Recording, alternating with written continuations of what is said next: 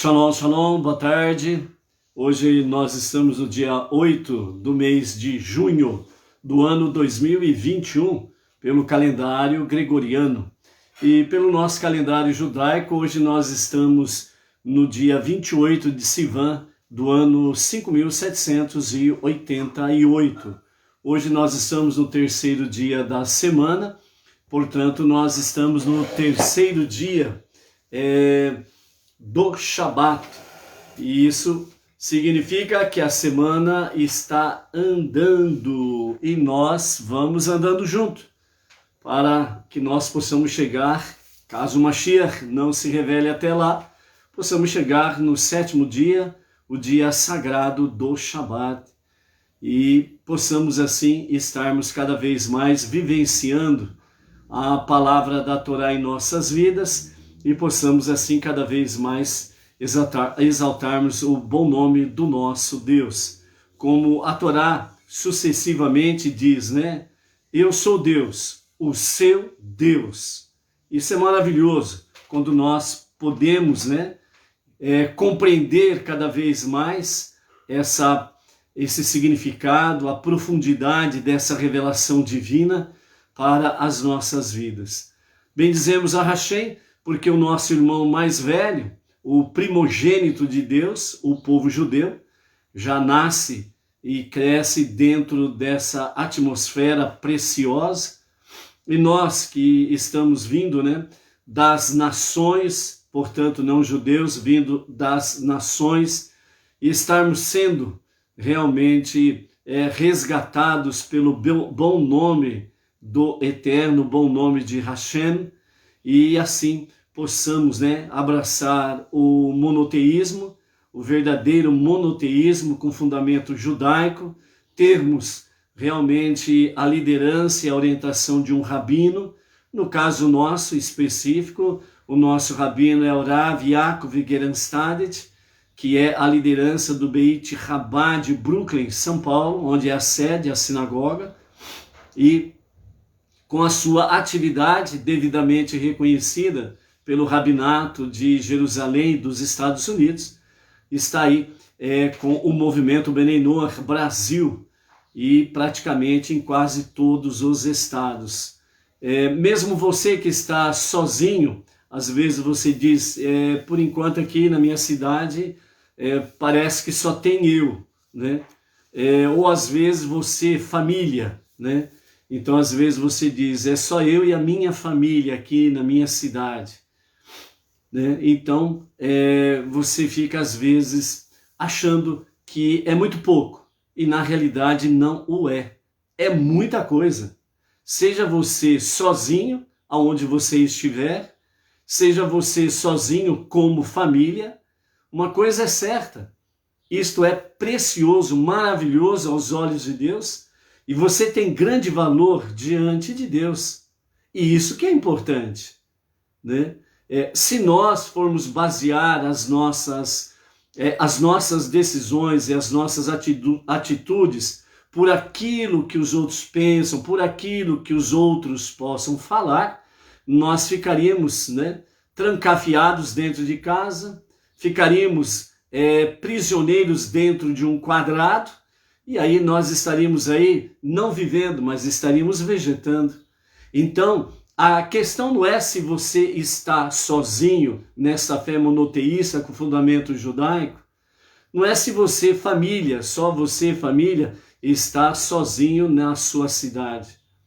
A questão é como eu posso fazer progredir este conhecimento da unidade e da unicidade de Hashem. É isso que nós vimos no aprendizado esses dias atrás, mesmo dentro aqui do nosso quarto livro, que nós estamos, dos 5 livros da Torá, que é Bamidbar, traduzido como números, né? Mas na realidade a tradução correta é no deserto. E no deserto há muita coisa para se aprender. E uma delas que nós estamos aprendendo aqui nessas últimas leituras é que a vida espiritual ela não pode ficar isolada da ação, atitude bem como a ação e a atitude, ela não pode ficar isolada do espiritual. Por isso, os nossos sábios, foi o que nós vimos ontem aí, né, na nossa aliá, sobre que os sábios falam que o Eterno, ele criou o universo com a letra Rei, onde nós temos ali, né, o pensamento, a fala e a ação. E nesse sentido, a ação, que é aquela perninha da letra Rei, e ela tem na sua cabeça dessa coluna, ela tem uma leve inclinação em direção ao pensamento e à fala, onde os nossos sábios falam, dentro do ensinamento Hassidut, que precisa ter harmonia. Uma não pode ser separada da outra. A ação, ela representa exatamente o mundo físico, as nossas atitudes. Então é a parte material, secular das nossas vidas. E o pensamento e a fala, ela representa exatamente o lado espiritual das nossas vidas. E por isso, Deus criou, segundo os sábios, o mundo com a letra Rei, para que haja equilíbrio, harmonia. E nesse sentido, nós estamos vendo aí o porquê que Korah, né, ele realmente, vamos dizer assim, né, caiu da presença divina, da graça de Deus, porque o seu nome, né, Korah, que é escrito com a letra Kaf, com a letra Resh e finalmente com a letra Het. E as três letras que perfazem o nome de Korah, elas são destoadas da letra Rei, onde há harmonia, onde há equilíbrio, tanto no campo espiritual com a ação. Mesma coisa acontece, o equilíbrio, a harmonia com a ação e com o pensamento e a fala, que os juntos estão aí. Realmente a grande mensagem de Bamidbar no deserto é que não podemos viver isolados.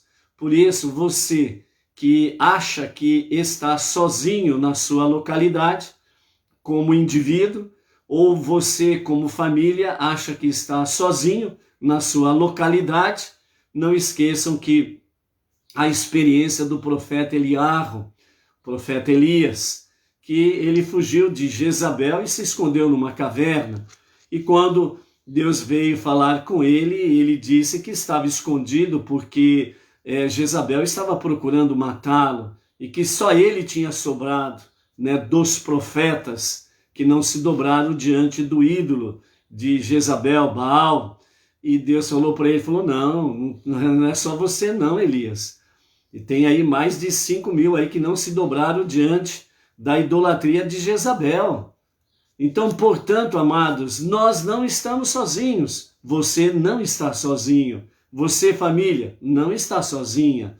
Então, nós temos realmente aí um povo que está presente nos 4 ventos da terra, de norte, sul, leste a oeste. Precisamos apenas fazer com que a luz da nossa chama da fé, da nossa confiança em Deus, venha de fato estar brilhando, acesa, para que essa chama possa acender as brasas vivas que há em tantas outras pessoas. Muitas delas estão tão perto de você e está apenas precisando ver a tua chama, a chama da tua emuná, da tua fé, da tua confiança em Deus. Então, por isso, nós precisamos viver realmente o nosso monoteísmo. Nós precisamos exalar a nossa Torá e as nossas 7 leis universais. Nós precisamos realmente estar exalando unidade e unicidade de Hashem, certo? E nesse sentido, amados, nós temos que viver como Gideão, quando o anjo do Eterno disse para Gideão, varão valoroso, vá nesta força. Ou seja, o que o anjo do Eterno estava falando para Gideão é que ele não abandonasse de forma alguma a sua emuná, a sua confiança em Deus. Que ele não escondesse isso. mas vá. Significa ir em frente, em marcha, né? Continue, não pare, não desista dessa sua fé, dessa emuná, da sua confiança em Deus, e vá em frente. Faça brilhar esta luz, essa força, essa energia. Faça brilhar essa coragem, essa ousadia de tempos tão difíceis, de você mostrar que confiar em Deus é o melhor remédio, é a melhor saída. E, fazendo um paralelo, dentro destas coisas, com os dias que nós estamos vivendo, a realidade é essa. Nós estamos vivendo tempos difíceis, tempos em que um sistema, um globalismo, a tentativa em que os globalistas querem impor, plantar, obrigar que as nações venham reconhecer um governo mundial. Então, para que isso aconteça, eles não querem que haja fé no único Deus e único Salvador. Querem anular realmente procedimentos religiosos que estejam fundamentados na Torá, nos 5 primeiros livros da Bíblia. Querem fazer com que as pessoas não valorizem a família. Por isso nós estamos vendo cada vez mais projetos e planos desse pessoal todo, que querem realmente destruir a verdadeira unidade de família. Simplesmente isso. Nós tivemos essa semana aí um órgão mundial, reconhecido mundialmente, pela própria ONU, reconhecido aí como um órgão que se diz defensor das crianças, e vem se manifestar dizendo que é saudável as crianças terem acesso a sites pornográficos. Olha só o absurdo. Então quer dizer que para estes é saudável que as crianças tenham acesso realmente a sites pornográficos, Então já não chega que as nossas crianças estão vivenciando um mundo violento, bruto, um mundo cheio de ódio, e por aí afora vai, de libertinagens, cheia de perversidades. Agora querem obrigar que as famílias coloquem os seus filhos diante de sites pornográficos para se, entre aspas, se instruírem. Então, esse é o sistema do establishment, do globalismo, para o governo mundial. Então, por isso, nós precisamos realmente sermos a luz que combate as trevas, a escuridão. Se nós nos calarmos, realmente o mal domina e o mal vai prevalecer. Se nós escondermos a luz do nosso monoteísmo, fundamentado nos 5 primeiros livros da Bíblia, se nós acobertarmos a nossa unidade no sentido de andarmos ombro a ombro com os judeus, divulgando cada vez mais o único e o verdadeiro Deus e Salvador, o mal vai propagando-se, vai dominando. Então, por isso, disse o anjo do Eterno a Gideão: varão valoroso, vá nessa força. Assim como diz o Eterno desde a saída do Egito para o povo israelita, assim como Deus disse para Noé e a sua família, Deus ele deu a tarefa para Noé durante 120 anos para poder construir a arca e trazer essa mensagem que a perversidade ela tem um ponto, ela tem um limite. Chegou nesse ponto, nesse limite, não havendo techuvá, retorno a Deus e arrependimento, então o mal e aqueles que estiverem a serviço do mal vão sucumbir. Noé e a sua casa, a sua família foram preservados. E essa é a mensagem para nós entre as nações. A semelhança de Noé Como que nós vamos preservar a nossa família diante de todo esse sistema perverso, maldito? Vivendo a nossa fé monoteísta. E tendo essa ousadia, essa coragem de levarmos em frente isso daí. E é por isso que nós, à semelhança do profeta Elias, nós precisamos não escondermos-nos ou no deserto ou dentro de uma caverna, trancados em casa, fechados no nosso quadrado, na nossa própria cela, sem revelar aos outros o que somos, sem fazer brilhar a luz de Hashem, que é realidade em nossas vidas. Por quê?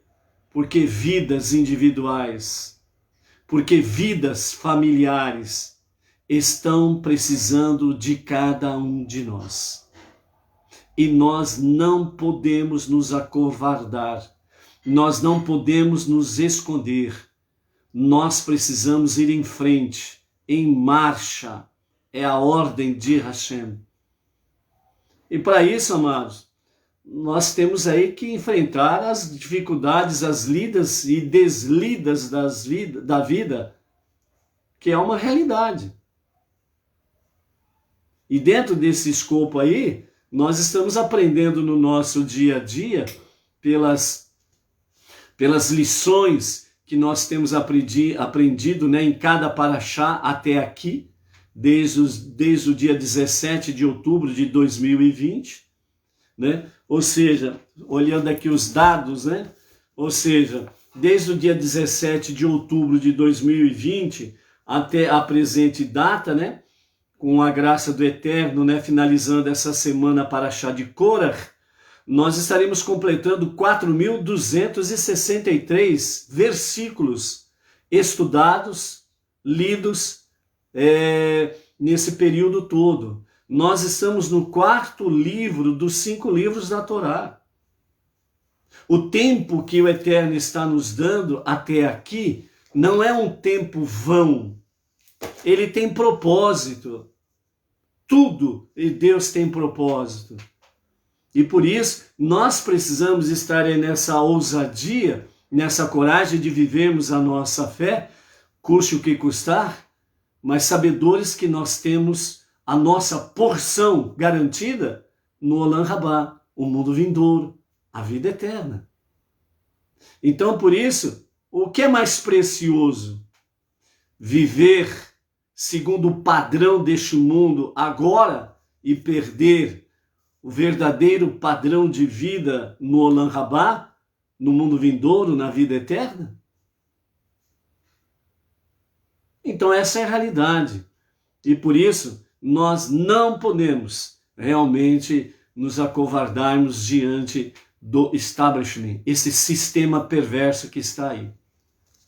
Poderosos, magnatas no din-din estão aí.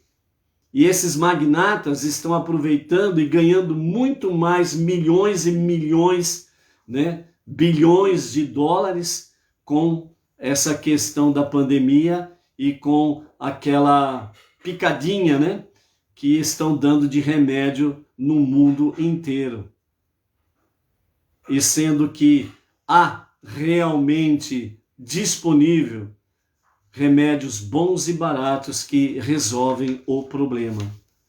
E por que isso? Porque ninguém poderá dizer amanhã ou depois que Deus não deu a oportunidade para que o povo, isso estamos falando de povo, povão, classes que temos aí dentro do povão, né? Principalmente classe média, média baixa. Ninguém poderá dizer que Deus não deu possibilidades das pessoas realmente terem acesso a bons remédios que curam. Então, amados, diante de nós temos aí os nossos desafios entre as nações e nós não podemos realmente recuar. Não podemos. Nós temos aqui a lição de Korach. Korach, o que levou ele à sua rebelião, a inveja. os ciúmes, o desejo perverso de passar por cima das pessoas, prevalecer sobre as pessoas, pisando nelas, menosprezando, querendo chegar ao topo de uma determinada posição, instigando pessoas de forma negativa a se rebelarem contra as autoridades estabelecidas, no caso específico aqui, Moshe e Arão. A inveja, o que levou Korah, os ciúmes, o que levou Korah, e ele associou a ele, a Datã e Aviram, descendentes da tribo de Reuven, que não eram da tribo de Levi, portanto eles não tinham o trabalho sacerdotal no mexicano, no tabernáculo, mas movidos pela inveja e pelos ciúmes de Korah, eles também acabaram almejando aquilo que não competia a eles, porque Deus, ele coloca todas as coisas no seu devido lugar. Por isso, uma das lições que nós estamos aprendendo aqui nesta semana é a pergunta que precisamos fazer: como eu posso fazer isso? Então, Deus confiou a mim determinada tarefa, determinada missão. Então a pergunta não é se eu posso fazer, porque aí você coloca em dúvida aquele que confiou em você a tarefa, a missão. E aquele que confiou a você a missão, a tarefa, ele sabe o que faz, porque ele é o único Deus e o único Salvador. Então ele sabe, se ele confiou a você determinada tarefa ou missão, é porque ele sabe que você é capaz de o fazer. Por isso, a pergunta não é se eu posso fazer, mas a pergunta correta, o ensinamento Hassidut nos dá, é que a pergunta correta é: como eu posso fazer isso? Então, nesse sentido, você pede socorro, ajuda, exatamente para aquele que confiou a você a sua tarefa, a sua missão. E dentro desse sentido, amados, se de fato nós estamos aí vivendo um monoteísmo com base na Torá e nas 7 leis universais, se nós realmente cremos no único e verdadeiro Deus e Salvador, se realmente nós reconhecemos isso e sabemos que Deus é tudo, tudo é Deus, e que não há nenhum Deus, nem antes e nem depois dele, então, por que nós vamos ter medo do homem, do sistema e companhia limitada? Não temos motivo. Então a pergunta é: como eu posso fazer isso? E que nós possamos seguir realmente em direção a essa nossa tarefa, essa nossa missão que nós temos, lembrando que a missão suprema é transformar o mundo para ser o lar de Deus, certo? Essa é a nossa missão suprema. Dentro dessa missão suprema, nós temos algumas tarefas a mais para realizarmos no nosso dia a dia. Ok? Baruch Hashem? Então vamos lá, quem está conosco aí? Estamos aí com o Sandro Luiz Gomes. Shalom, shalom, Sandro. O Roberval Ribeiro. A Nadir. A Yaritza Verônica, lá do Chile. A Malu, lá do Distrito Federal. A Sara Bauer. Shalom, shalom, se não me engano. A Sara, acho que é lá do Rio de Janeiro. Se eu não estou enganado, viu, Sara? Baruch Hashem por isso daí. Quem mais que está conosco? A Leocádia, a Naomi, Baruch Hashem, Dani Iglesia, Baruch Hashem. Tem mais gente aí, só que eu preciso do seu shalom, do seu boa tarde, para que a gente possa saber, aparecer o nome aqui no visor, na tela, para a gente poder aí ver quem é e dar um shalom aí, ok? Então, manda um shalom aí. Baruch Hashem. A Luciana Rodrigues, aqui da nossa região de Bauru, Marília, né? E por falar, né, amados, em em Bauru, Marília, região. Então, atenção aí, Bauru e região. Agora, domingo, dia 13, a partir das 10 horas da manhã até as 17 horas, nós estaremos reunidos aí em Bauru, na rua 1º de agosto, na quadra 14, número 55, no salão de festa, que tem aí neste endereço, e nós estaremos aí reunidos neste domingo, dia 13, ok? Nesse sentido aí, o Sandro está falando que travou a live. De todos travou ou tá normal aí? Alguém dá um oi aí se tá normal aí, fazendo favor, por gentileza. E então em Bauru, dia 13 agora, domingo, nós estaremos aí em Bauru, na parte da manhã, das 10 horas até o meio-dia, nós estaremos aí falando sobre o movimento Bnei Noach, a origem do Bnei Noach, bem como as 7 leis universais, e estaremos aí falando sobre a nossa tarefa, a nossa missão como não-judeus entre as nações, ok? Do meio-dia e meio até a 1h30, nós teremos aí um intervalo, para a alimentação, refeição, as pessoas se alimentarem. E a 1h30 nós teremos uma preparação para que às 14 horas nós possamos entrar na nossa live à tarde com a Torá. Então no domingo nós teremos aí então a live, à tarde com a Torá, diretamente de Bauru, a live obviamente vai ser curtinha, porque o sinal de internet lá nós não conhecemos, é um lugar novo, não sabemos o efeito, mas vamos aí estar aí nesse sentido aí, ok? E depois das 3 horas da tarde em diante, nós teremos aí um período sobre, vamos fazer uma palestra, sobre depressão mata, como tratar isso, ou como se curar disso, ou como ficar livre disso. Então, na parte da tarde, a partir das 15 horas, nós estaremos aí fazendo uma palestra sobre depressão. Sim, a depressão mata. Como que nós podemos trabalhar isso? Como que nós podemos tratar disso? Então vai ser o tema da nossa palestra na parte da tarde, Então, portanto, Bauru e região, esse é o nosso aviso.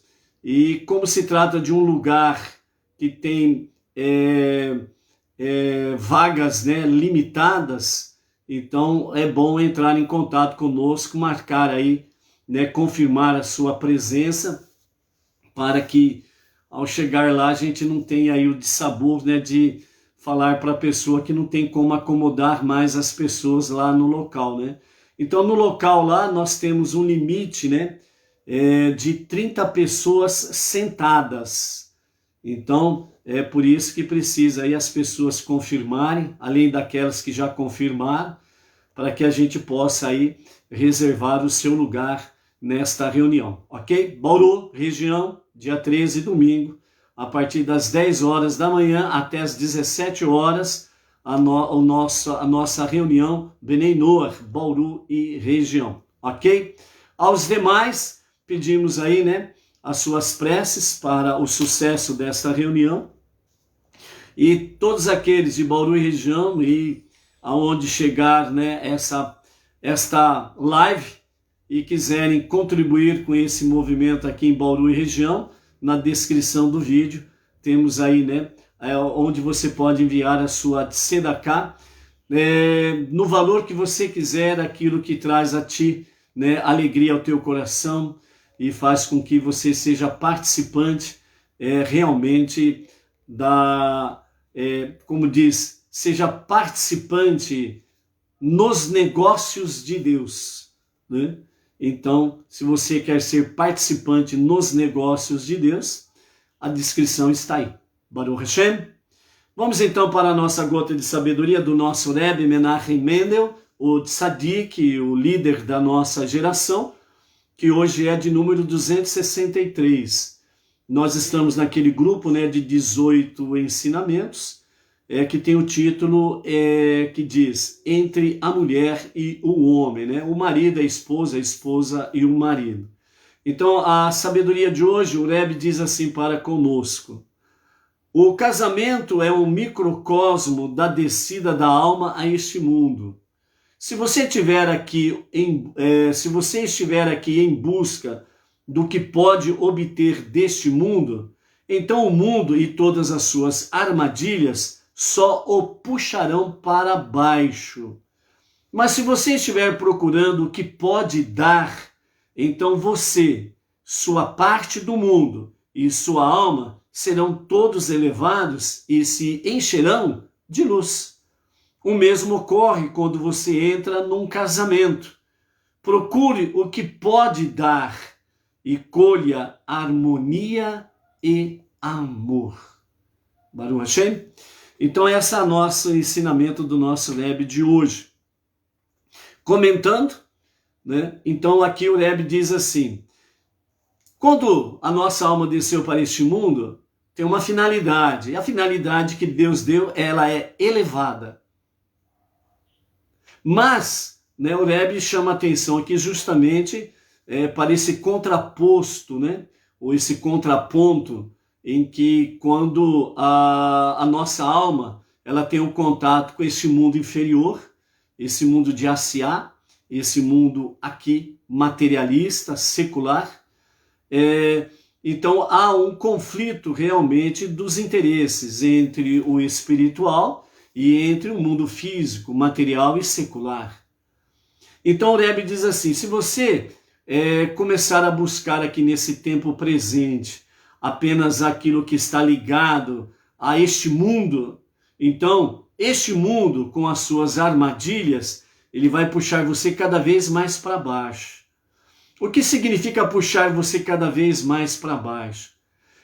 O mundo com as suas armadilhas, se você se focar no mundo, em querer tirar deste mundo proveitos, então as armadilhas deste mundo, materialista, secular, terreno, e portanto ele tem a sua boa porcentagem de coisas malignas, ele vai puxar você para baixo. O que significa isso?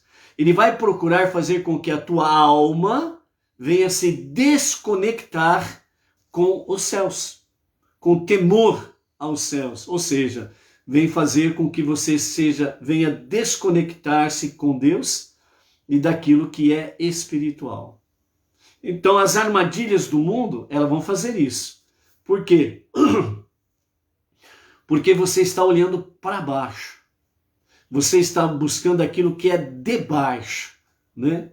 Então por isso que tem aquele famoso ditado popular que se fala por aí, né? Quem nasceu águia jamais será galinha. Quem nasceu águia jamais será galinha. Por que isso? Porque a águia, ela voa nas mais altas alturas e ela olha sempre de cima para baixo, no sentido de que ela está trazendo o que é sublime, o que é superior para o mundo inferior. E ao mesmo tempo mostrando que quando nós procuramos olhar com os olhos de Deus de cima para baixo, então nós estaremos olhando com os olhos de Deus. E a nossa tarefa, a nossa missão, ela vai se tornar um pouco mais fácil de se realizar. No outro sentido, o Rebbe diz que se nós realmente procuramos o poder de dar ou doar-se na nossa jornada neste mundo inferior, neste mundo de Asiá, se nós estivermos procurando o doar-se, e então nós faremos com que a parte do nosso mundo, ou seja, aquela parte onde você habita, onde você está presente, onde você tem influências, onde você está. Então essa parte deste mundo, bem como a sua alma, então você vai conseguir fazer com que sejam elevados. Isso daí vai fazer com que você ande nas alturas, como a águia. E então você terá a visão divina, a inspiração divina para cumprir a sua tarefa, a sua missão. Então, dentro desse sentido, o Rebbe diz, como o tema é entre o marido e a esposa e o marido, então o Rebbe ele acrescenta, né? O mesmo ocorre quando você entra num casamento. Procure o que pode dar e colha harmonia e amor, né? Então, dentro desse sentido aqui, o que o Rebbe quer mostrar para nós?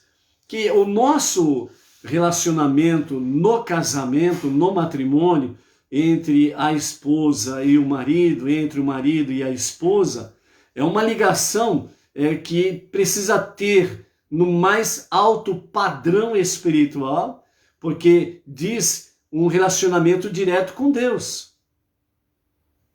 E quando a pessoa, seja ele ou ela, entra num casamento para satisfazer os seus próprios desejos, então ele já está entrando errado. Porque a visão correta é doar-se. Então, qual é a nossa missão neste mundo? Doar-se ao próximo. Qual é a missão no casamento? É doar-se à pessoa amada.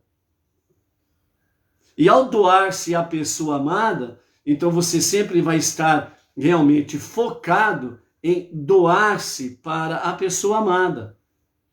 E essa pessoa amada, ela também vai sempre estar focada em doar-se para a pessoa amada. Ou seja, dessa forma, ambos, o marido e a esposa e o marido, vão colher harmonia e amor. E isso é totalmente contraditório nos dias atuais. E por isso, o casal que está na fé monoteísta, com fundamento judaico, precisam ter a ousadia de viver esta harmonia e este amor, que é um resultado do doar-se. Do doar-se. Aos casais, eu e a Edna, né, a minha querida Edna, nós não... ela apontou ali. Então, nos nossos longos anos, graças a Deus, que sempre tivemos aí contato com os casais e aconselhamento com casais, então nós sempre procuramos focar isso, ó, uma coisinha simples que se entende, todo mundo entende, né? Só não entende aquele que se acha muito sábio, né? Aquele que se acha muito sábio, ele não entende. Mas quem está no caminho da sabedoria vai entender. Então nós sempre aconselhamos o casal, seja de namorados, noivos ou casados. Todo aquele que tem pressa em comer o lanche, na hora que chega o recreio, ele não tem o que comer. Ele perdeu o lanche. Entendeu? Ou seja, o doar-se é sempre assim. O que é melhor para a minha amada? O que é melhor para o meu amado? E dentro disso daí existe o quê? O respeito, a harmonia, amor, um doando-se ao outro e sempre com medidas, sempre com porções. Não adianta querer comer o lanche todo antes do recreio, porque na hora que chega o recreio, você não tem mais o que comer.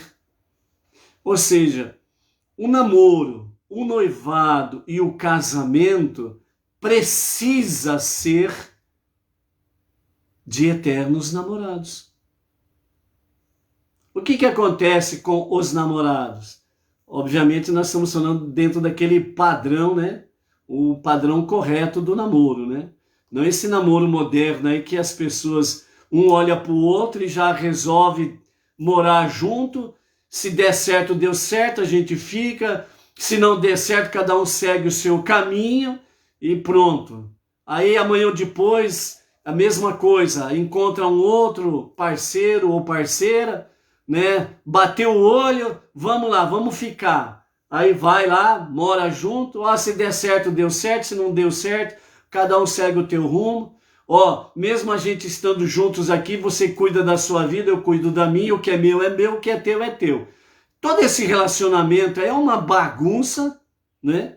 E isso daí só leva realmente a uma vida perversa ou uma vida pervertida. Não é dessa vida que nós estamos falando. Nós estamos falando dentro daquele campo, né, do namoro, principalmente nós não judeus, do namoro, do noivado e do casamento, né? Então precisa ter aquele olhar carinhoso, respeitoso, né? Aquela paquera, como diz, né, como a gente falava antigamente, né, a paquera. Depois tem o conhecimento, né? É uma coisa sagrada, por exemplo, né, para o rapaz ele chegar, né, para aos pais, né, da pretendida e pedir, né, a mão dela em namoro, né? Depois pedir a mão dela em noivado, depois pedir a mão dela em casamento, né? Isso é uma coisa gostosa, honrosa, que faz com que o casal esteja dentro de um caminhar realmente respeitoso, harmonioso e transbordante em amor, né? Então, por isso, o marido e a esposa, já propriamente ditos, né, como marido e esposa e marido, precisam fazer prevalecer esse eterno namoro, né? É muito bom quando o casal, eles falam assim, ó, hoje nós nos conhecemos bem e só de olhar um para o outro, um entende o que o outro está dizendo. Isso é algo maravilhoso, né? Quando entra no campo do marido e da esposa propriamente dito, né, que é o campo conjugal do marido e da esposa na sua atividade sexual, o marido e a esposa, depois de longos anos, eles falam assim, ó, nós ainda estamos namorando. Ou seja, eles aprenderam a lição lá atrás, que quem tem pressa de comer o lanche, quando chega a hora do recreio, não tem mais o que comer. Por quê? Esgotou. Então é tudo sob medida, parcelando essas medidas, porções, para que realmente o namoro seja eterno em todos os níveis. E isso é algo precioso, maravilhoso, né? O casal, ele chegar num ponto em que, de fato, eles vivem, não somente pela fala, mas vivem, somos eternos namorados. Então, por isso, o mesmo ocorre quando você entra num casamento. Procure o doar-se e colha harmonia e amor. Baruch Hashem? Ok, então, vamos para a nossa aliá. Daqui a pouco, aqui à tarde, com a Torá, vai virar também conselho matrimonial, né? Mas os poucos que nós podemos dar aqui, de acordo com a gota de sabedoria, nós vamos compartilhando, bem como também dentro da própria Parashá, né? É uma coisa que nós vamos ver aqui hoje, né? Sobre a questão do relacionamento de marido e esposa e marido. Nós vamos ver o que temos aqui para aprender hoje, né? Vamos lá?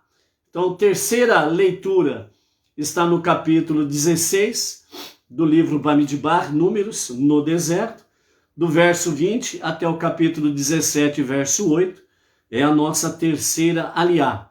Ontem nós iniciamos aí o fim de Korah e os seus seguidores, né? Então hoje vamos continuar aí o que acontece nessa situação toda.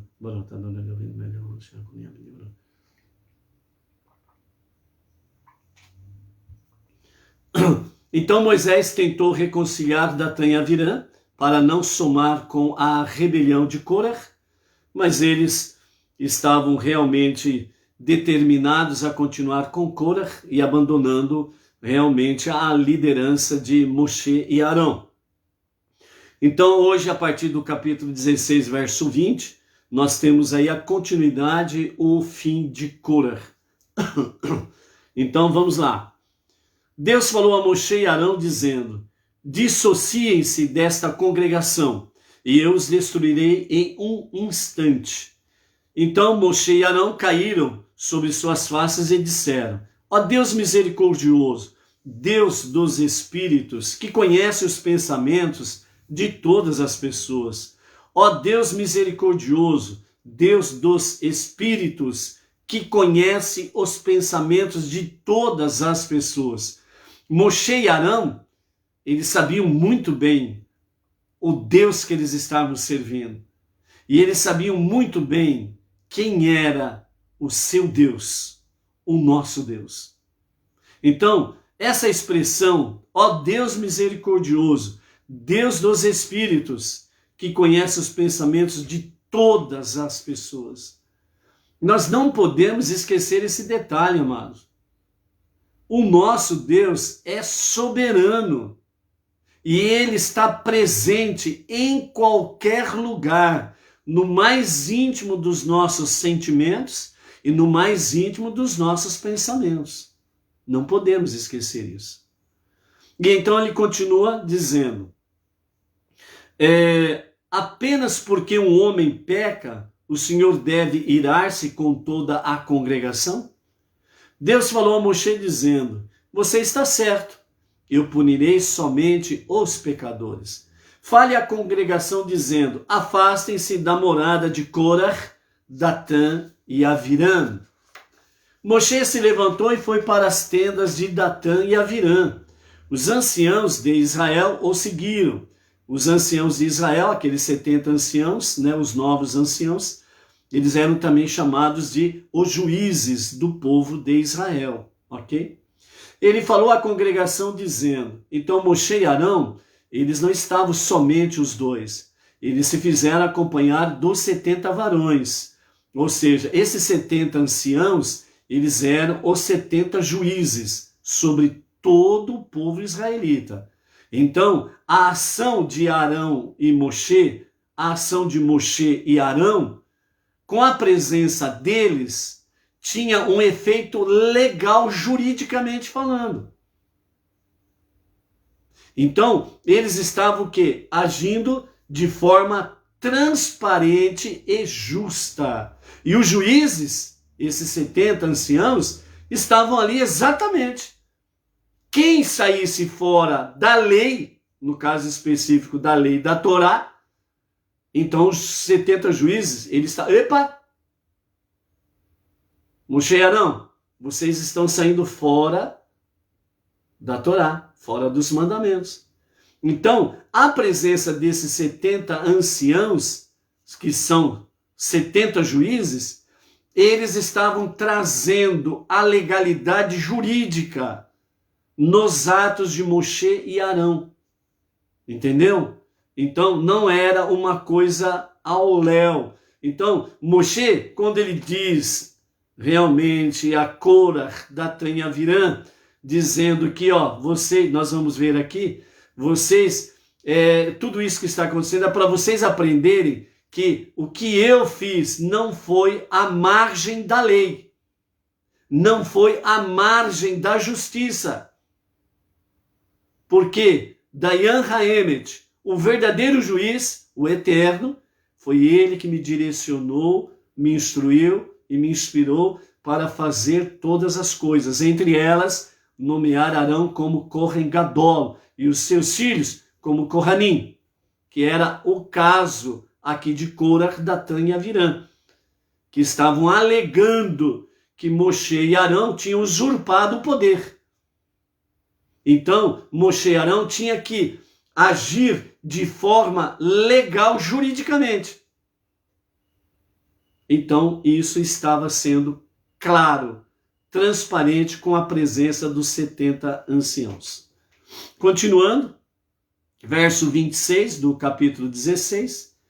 Então Moshe falou à congregação dizendo, por favor, afastem das tendas desses homens perversos e não toquem nada deles, para que vocês não morram por causa de todos os pecados deles.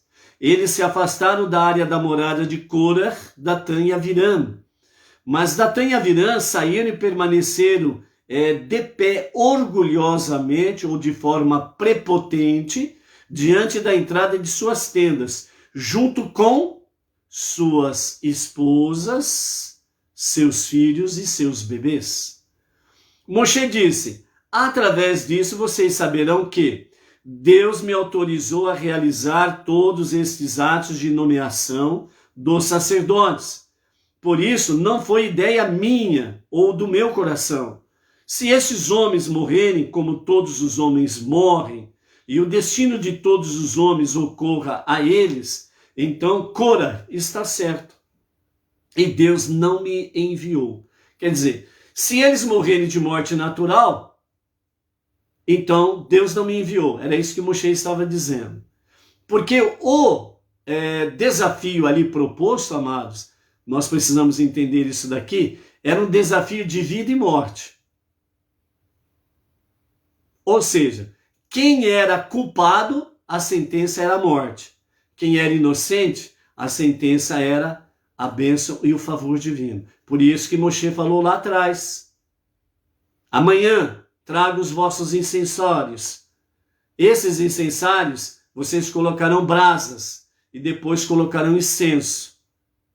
Aqueles que forem inocentes viverão e os pecadores morrerão. Então Moshe, Arão, Corah, Datã e Avirã sabiam que a oferenda, que era o desafio, era para a vida ou para a morte. Então, por isso, Moshe fala, se eles morrerem naturalmente, quer dizer, se eles não morrerem agora, a vida deles prosseguirem e eles morrerão de forma natural, então Deus não me enviou. Porém, se Deus criar uma nova forma de morte que vocês nunca viram antes, e a terra abrir sua boca e engoli-los, juntamente com tudo que lhes pertence, e eles descerem vivos às sepulturas, então vocês saberão que estes homens provocaram a Deus. Estes homens testaram a Deus. Assim que ele, Moshe, acabou de falar todas estas palavras, a terra sobre eles se partiu, abriu. A terra abriu sua boca, engolindo eles e suas famílias e todos os homens de Corah e todas as suas posses. Eles desceram vivos às sepulturas, com tudo que possuíam. A terra os cobriu e eles se perderam da congregação. Todas as pessoas de Israel que estavam em volta deles fugiram ao ouvir o som da terra, engolindo os homens de Corah, pois elas disseram, talvez a terra nos engula também. Então um fogo veio de Deus e consumiu os 250 homens que tinham oferecido o incenso.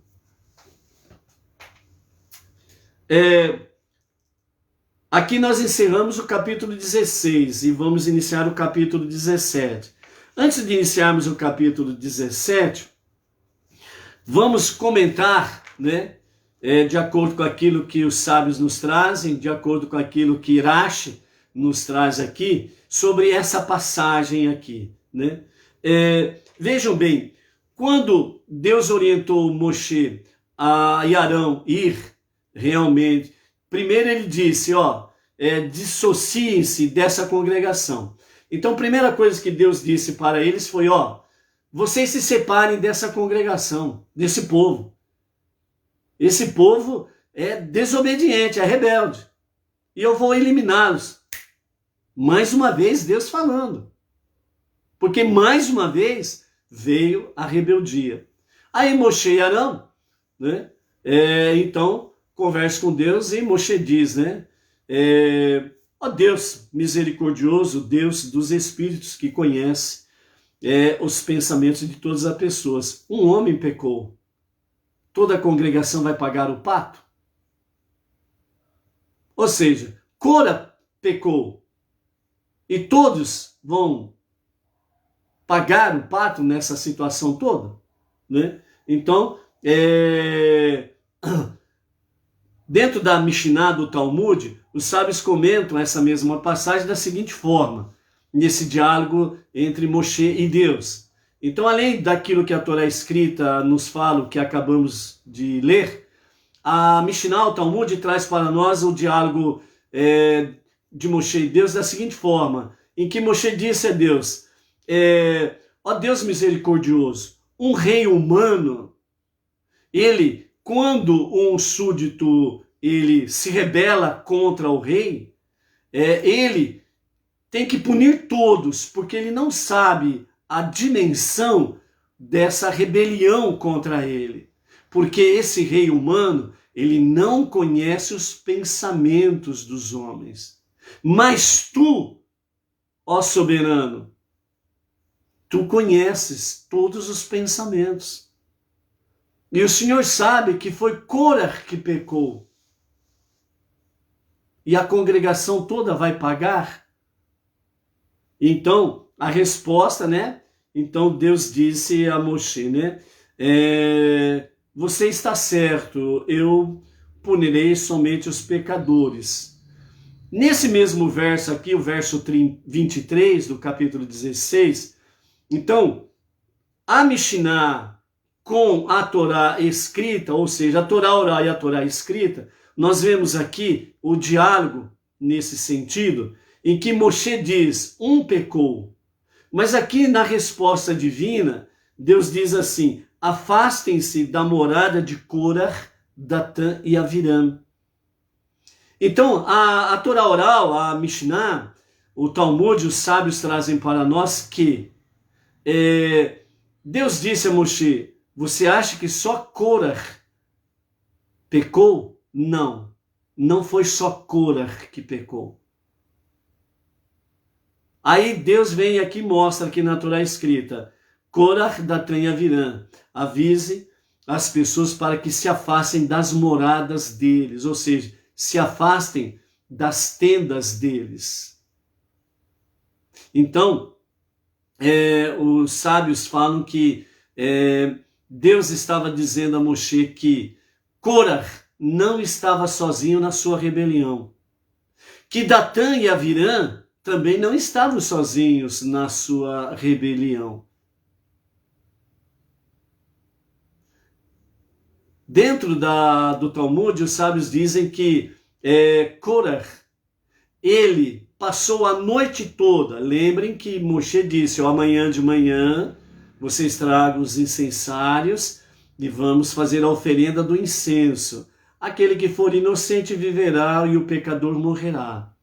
Então, os sábios dizem que durante toda aquela noite, Cora, ele andou no acampamento ali, que pertencia a ele, bem como ali de Reuven, no caso onde estava Datã e Aviram, falando e persuadindo as pessoas para segui-lo. E que houve sim uma grande adesão à rebelião de Cora, que não foi simplesmente Cora, Datã e Aviram. Vimos lá atrás que tinha 250 homens que levaram os seus incensários. Então, quando nós vamos agora, mais para frente, Moshe vai aos vizinhos de Cora e avisam para se afastar da tenda deles e para não tocar nada que pertençam a eles.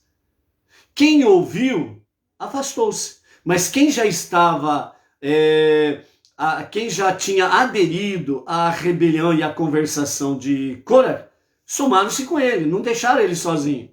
Ficaram lá com ele. Quem ouviu, se afastou. A mesma coisa aconteceu quando Moshe, Arão e os 70 anciãos foram e estiveram lá nas vizinhanças de Datã e Aviram e avisou a mesma coisa. Quem estava associado com eles, ficou com eles. Quem ouviu a voz de Moshe e o alerta, se afastaram deles. Lembro que lá atrás foi mencionado o nome de On, descendente de Pelet. Você não ouviu mais falar dele. Agora que nós temos aqui a diferença sobre família, sobre o relacionamento de marido e esposa e marido. A esposa de On, segundo o Talmud, a esposa de On, ela viu todo o emaranhado. Ela viu e analisou todas as coisas. Ela chegou para o marido dela e falou assim: você não vai não. Você vai colocar em perigo toda a nossa família? Você não vai não.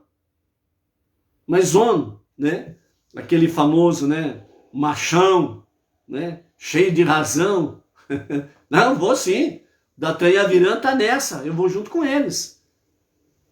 Porque Datã, Avirã e On, eles eram pessoas honradas e importantes no meio da congregação israelita. E aí então a mulher de On falou: você não vai. Mas o que aconteceu, segundo os sábios, falando que a esposa de On preparou uma bela refeição para ele.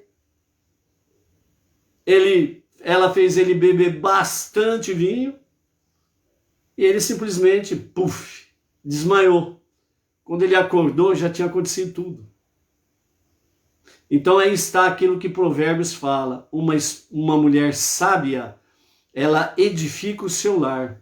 A louca, ela destrói o seu lar. Foi o que aconteceu com as esposas de Corah, Datã e Avirã. Elas somaram-se a eles. Elas concordaram com eles. A esposa de On não. Falou não. A esposa de On falou não. De jeito nenhum. Você não vai entrar nessa briga aí não. Você vai entrar nessa briga aí contra Moshe e Arão? Deus é com eles. E você vai colocar em perigo a nossa família? Os nossos filhos? Negativo. Você não vai não. E ela usou de estratégia e sabedoria e o seu marido não foi. Mas as esposas de Corah, Datã e Avirã somaram-se à semelhança de Haamã, lá na frente, né? Que tem lá no caso de Esther e Mordecai, né? A esposa de Haamã, ela somou-se a ele na perversidade, na rebeldia. É a mesma coisa aqui. A mulher louca destrói a sua casa. Entendeu? Continuando, então aqui estamos agora já no capítulo, ainda continuando no capítulo 16, né? O versículo 27 diz: e eles se afastaram da área da morada de Corah, Datã e Avirã. Datã e Avirã saíram e permaneceram de forma presunçosa, orgulhosa, prepotente à entrada de suas tendas, juntamente com as suas esposas, seus filhos e seus bebês. Moshe, então, disse: vocês saberão que Deus me autorizou a realizar todos esses atos.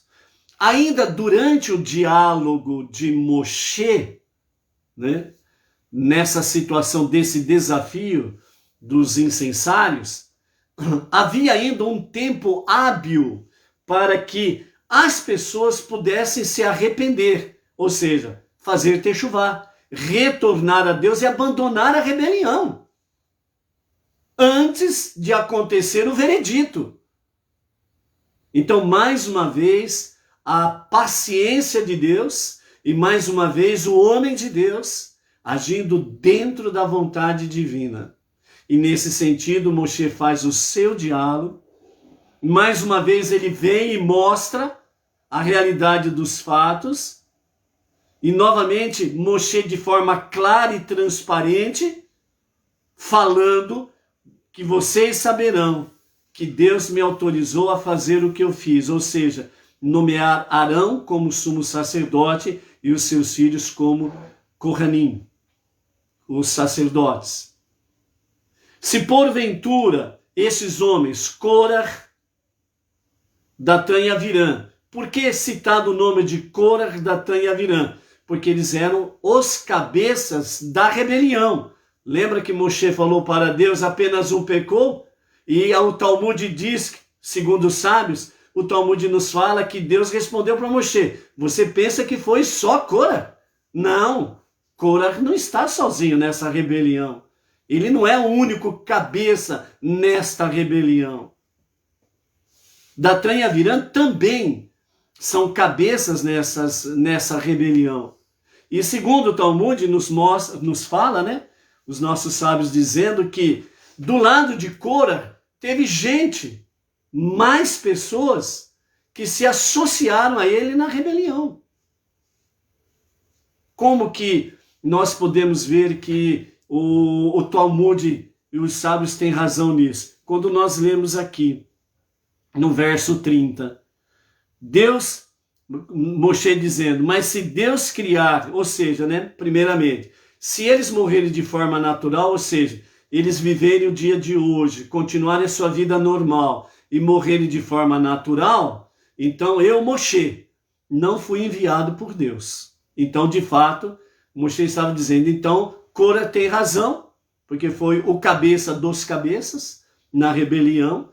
Então, Cora tem razão, eu usurpei a autoridade aqui.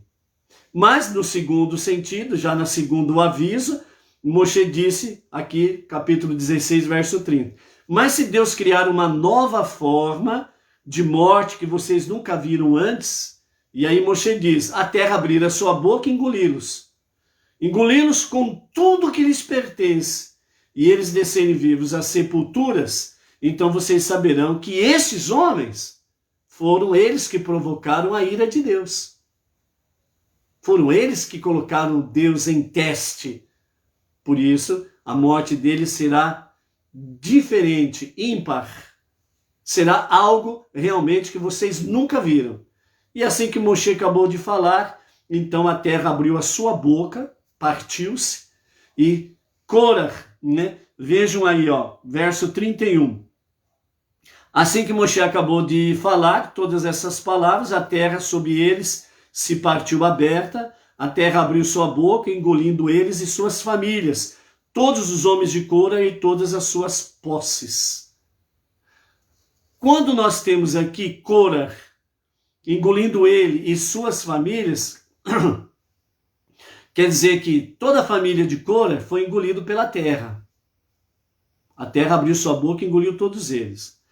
Todos os homens de Cora, ou seja, todos aqueles que se associaram a Cora, além de Datan e Abiram e além dos 250 homens, Cora ainda tinha outros aliados. E esses que se aliaram a Cora, junto com ele, que não se afastaram da tenda de Cora, porque estavam associados a ele, então a hora que a terra abriu a sua boca, engoliu todos, junto com todas as suas famílias. E na continuidade diz, né? Engolindo eles e suas famílias, todos os homens de Cora e todas as suas posses. Ou seja, de Cora e todos aqueles que se associaram a eles, nesse caso específico, que estavam ali junto com Cora, todos eles, com as suas famílias e todas as suas posses, desceram vivos à sepultura e tudo que pertenciam a eles foi junto, morro abaixo. Lembrando que o acampamento de Cora, que é da descendência de Quehat, era próximo ao tabernáculo. Era o tabernáculo. Em volta do tabernáculo estava na região sul os descendentes de Quehat, que está Cora, no norte Merari e no oeste, que é atrás do tabernáculo, os descendentes de Gershon. E à frente, na posição leste, em direção à terra prometida, estava Moshe, Arão e os seus filhos. Ok? Então, a posição de Cora era próximo ao tabernáculo. Então a terra abriu-se ali e Cora, e só podia estar perto de Cora quem fazia parte da descendência de Quehat, que era da tribo de Levi, que tinham as responsabilidades diversas no tabernáculo. Então ali a terra pegou eles, abriu a boca, engoliu Cora e os associados a eles, junto com as suas famílias inteiras e junto com tudo que pertenciam a eles. Um pouquinho mais distante deles estava o quê? O acampamento de Reuven, onde tinha ali Datã e Avirã, e onde estava On. Só que On, né? Ele estava bêbado, dormindo e desmaiado lá na tenda dele, sossegado. A esposa salvou a família. Mas Datã e Avirã, que estava ali no acampamento de Reuven, e aqueles que se associaram a eles, a terra ali também abriu a sua boca, engoliu todos eles, junto com todas as suas famílias, e junto com todos os seus pertences. Acabou? Não. Por quê? Porque ainda tem os 250. Veja aí o que fala o verso 35 do capítulo 16. E então veio um fogo de Deus e consumiu os 250 homens que tinham oferecido incenso. Além do acampamento de Cora, próximo ao tabernáculo, além do acampamento de Reuven, onde estava Datã e Avirã, onde a terra também engoliu eles, todos os seus pertences e famílias. Na proximidade do tabernáculo, já no interior do pátio do tabernáculo, próximo à tenda da reunião, que era próximo ao Santo dos Santos, os 250 homens associados à rebelião estavam com seus incensários. Estavam com as brasas acesas e eles colocaram incenso para oferecerem a Deus a oferta ou oferenda de incenso. E eles fizeram isso. E os 250 homens não tinham autorização divina para fazer a oferenda do incenso. Então veio o fogo de Deus e consumiu os 250 homens. E toda a congregação israelita viu, mais uma vez, o juízo de Deus. Entendeu? Então, o nosso Deus, como fala a própria Torá, é o mesmo, ele não mudou. Assim como ele sempre foi longânimo, cheio de graça, paciencioso, ele continua o mesmo. Mas só que na hora que esgota a paciência de Deus, a medida da paciência de Deus, que é a medida do juízo de Deus, isso vem sobre os pecadores e pabum. Não tem conversa. Então, por isso, né, dentro dessa visão toda, o quanto é importante a família estar unidos, né, dentro da visão divina. E quando, né, normalmente é mais fácil o homem querer escapar pela tangente, a esposa precisa ser muito sábia para que realmente a destruição não venha para a casa, a família. Como a esposa de On. Ah, rapazinho teimoso, você pensa que você vai lá? Você não vai não. Pera aí, vou dar um jeito no você. Você gosta, né, de uma boa comida. Preparou uma boa comida. Você gosta de um bom vinho, né, meu querido? Então tá aqui, meu marido, um bom vinho para você. Beba! E ele bebeu, comeu, bebeu e pum! Desmaiou. Aí então a esposa de On, né, simplesmente, o maridão tá dormindo. Deixa ele dormir aí, coitado. Deixa ele descansar aí. Aí foi para a porta da tenda, né, junto com a sua família, seus filhos. Vamos assistir daqui da nossa bancada o desenrolar disso tudo aí. O que é que vai acontecer com Cora, Datã e Avirã e os seus seguidores. E ela assistiu da arquibancada, no modo de dizer, e ela viu o que aconteceu.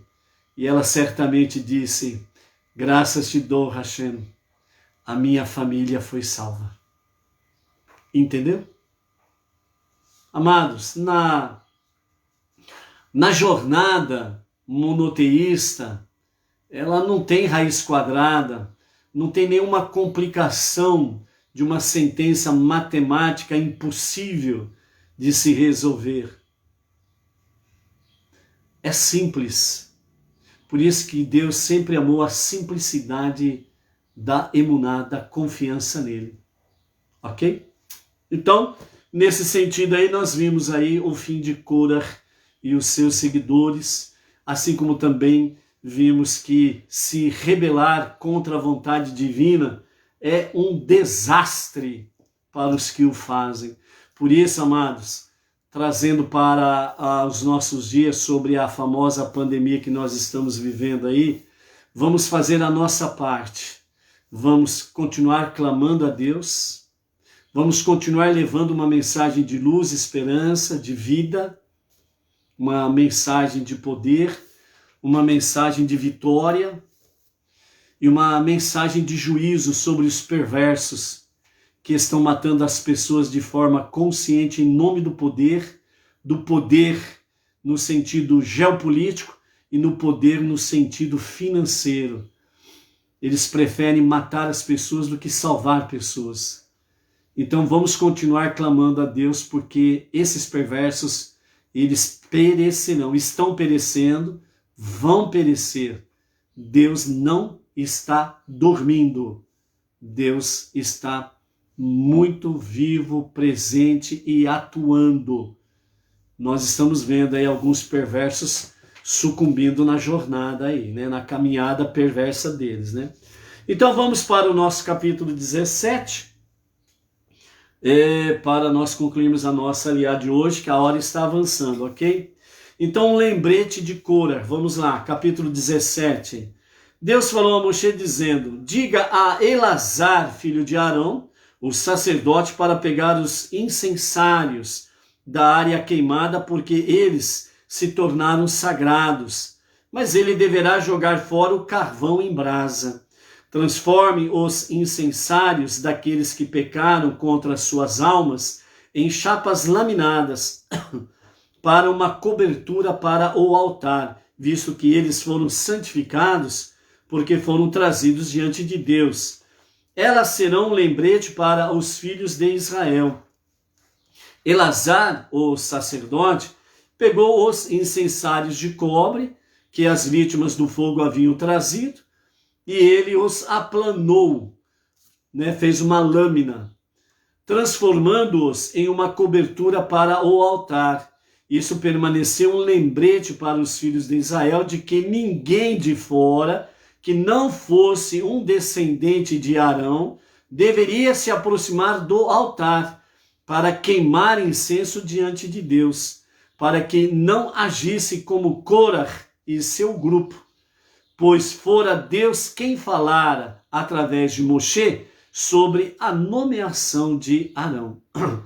Então, amados, aqui, né, os incensários, então Deus mandou através de Moshe, Elazar, né, o filho de Arão, Elazar ou Eleazar, em algumas traduções traz essa expressão também, Eleazar, para que pegasse os incensários de cobre, jogasse as brasas fora, porque não tinha valor, mas os incensários tornaram-se sagrados, porque houve a oferenda de incenso. Então os incensários tornaram-se sagrados, porque foi uma oferenda a Deus. Então Deus orientou para que os incensários fosse feito deles uma lâmina, que eles eram de cobre, e fosse colocado, né, como para lembrete, como cobertura para o altar. E isso toda a congregação poderia ver e poderiam lembrar então o que aconteceu com Korah e o seu grupo, né? E por causa dessa cobertura, né, para o altar. Então é um lembrete. E que lembrete é esse? Que todo aquele que não é descendente de Arão, portanto, não é descendente da tribo de Levi, de onde Moisés e Arão vêm, todo aquele que não é descendente da tribo de Levi não pode entrar no Santo dos Santos e oferecer uma oferenda de incenso a Deus. Somente da descendência de Levi pode sair o sumo sacerdote e os sacerdotes, Kohen Gadol e Kohanim. Fora a tribo de Levi, não tem. Então, por isso aí, em muitos lugares aí, né, de segmentos religiosos, então, colocam lá, né, os títulos, né, tribo de Levi, cantores da tribo de Levi, e patati, patatá, e tudo conversa mole, certo? Só pode ser chamado da tribo de Levi quem nasceu da descendência de Levi. Quem não é da descendência de Levi, não adianta querer usurpar a função, a posição e o poder da tribo de Levi e os seus descendentes. É pecado, semelhante a Korah. Então, segmentos religiosos que querem deturpar a descendência de Levi estão no mesmo pecado da rebelião de Korah, Datã e Avirã e os seus seguidores. Cuidado. Então, a partir do verso 6, nós temos aí então, do verso 6 ao verso 8, né, Arão salva o povo. Ou seja, acabou de acontecer a grande questão de Korah, o povo viu a terra se abrindo, engolindo Korah, toda a sua família e os seus seguidores, viram a terra abrindo sua boca, engolindo Datã e Avirão, toda a sua família, todos os seus pertences, desceram vivos à sepultura, certo? Vamos abrir um parênteses aqui, com referência aos filhos de Korah, que nós temos aí vários salmos que são dos filhos de Korah. Aí você vai dizer assim, mas peraí, Korah e toda a sua casa morreram? Como que tem filho de Korah aqui? Aí entra então a Torá oral, o Talmud, a Mishnah, e os sábios dizem que naquele momento em que a terra abriu sua boca, os filhos de Korah já tinham se arrependido dessa posição do pai deles e deles terem se associado com o pai deles. Eles já tinham se arrependido, mas eles permaneceram ao lado do pai. Mas eles já tinham se arrependido disso. E por isso, quando a terra abriu a sua boca e engoliu Korah e toda a sua família e os seus pertences, então a Mishnah nos relata que Deus preparou um lugar, assim que a terra abriu a boca, enquanto Korah e os demais desceram ao abismo, os filhos de Korah que se arrependeram, Deus preparou para eles ali um escape, uma área de escape. E eles não foram para o abismo. Então eles ficaram entre o abismo e a superfície da terra. E ali, segundo a Mishnah, eles viveram em torno de 38 anos.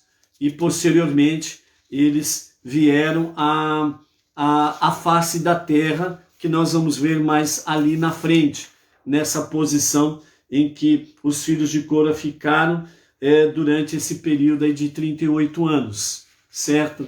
Então essa área de escape foi onde eles viveram com a sua família durante 38 anos, essa área de escape, né? Abrindo um parênteses dentro do outro parênteses, né? De fato não existe nada novo, né, debaixo dos céus, né? Por que vocês acham que tem filmes por aí afora em que fala sobre viagem ao fundo da terra, né? Onde as pessoas nos filmes, né, vão para uma viagem no fundo da terra e ali descobrem um novo mundo, um outro mundo, etc e tal, né? E por aí afora vai. Não tem nada novo aí debaixo dos céus não, amado, né? Então essa área de escape, onde os filhos de Korah viveram por 38 anos, Eles tiveram uma vida normal, vamos assim dizer, certo? Até que Deus autorizasse eles voltarem à superfície da terra, né? Que nós vamos ver mais adiante essa questão aí, ok? Fechando os parênteses, vamos em frente. E depois, quando chegar nesse momento adequado, vamos falar um pouco mais sobre isso daí. Então, capítulo 17, versos 6 a 8, né, diz, né? No dia seguinte, a congregação de Israel inteira reclamou contra Moshe e Arão. O dia anterior aconteceu tudo isso. No dia seguinte, de novo, a congregação de Israel inteira reclamou. Reclamou contra Moshe e Arão, dizendo: vocês mataram o povo de Deus. Então, enquanto a congregação se juntava contra Moshe e Arão, eles se viraram para a tenda da reunião. E vejam, a nuvem a cobriu. E a glória de Deus apareceu, e Moshe e Arão vieram para a frente da tenda da reunião, porque eles entenderam que Deus estava se revelando para falar alguma coisa. O que será que Deus queria dizer?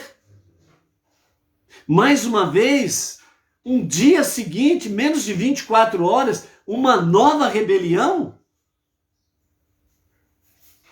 O que vai acontecer agora? Amanhã nós vamos ver isso daí, porque aqui nós encerramos a nossa terceira aliá. Amanhã, com a graça bendita de Hashem, teremos a continuidade na nossa quarta aliá. Rebelião é algo tão fácil de acontecer. Está ao alcance de todos. O resistir a ela, vamos dizer assim, é para os fortes. É para os ousados que tiveram a coragem de confiar em Deus. Seja forte, seja luz, seja ousado em confiar em Deus.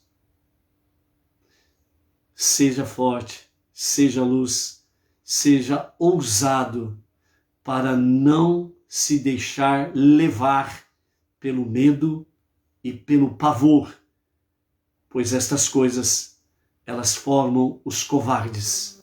E os covardes, normalmente, eles gostam de agir de forma traiçoeira e com grandes rebeliões. Sejamos a mensagem do oposto, daquilo que é bom, positivo e que leva para o Olam Rabá, a vida eterna. Que os dias de Mashiach, a revelação do justo Mashiach, que aconteça em nossos dias e que seja para agora. Amém. Shalom, shalom. Até amanhã.